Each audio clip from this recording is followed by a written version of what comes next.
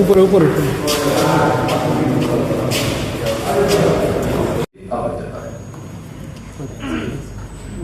অসংখ্য ধন্যবাদ।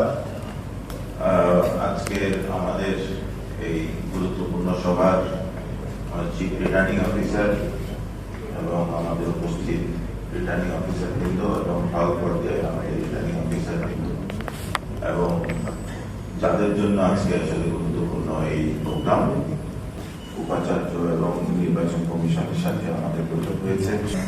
যার তো পাঞ্চে বলে গেছেন যে আজকে থেকেই ডিএমপি কমিশনার নির্বাচন কমিশনের অধীনে কাজ করবেন, এই বক্তব্য তিনি দিয়ে গেছেন। অর্থাৎ আমরা নির্বাচন কমিশন আমাদের এই ডাকসু নির্বাচনকে কেন্দ্র করে যে ধরনের আইন শৃঙ্খলা বা নিরাপত্তা ব্যবস্থা জোরদার করতে চাইব, তারা সেই নিরাপত্তা ব্যবস্থা আমাদের দেবে। তো সুতরাং আজকে থেকেই এর মধ্যেই নিরাপত্তা ব্যবস্থাগুলো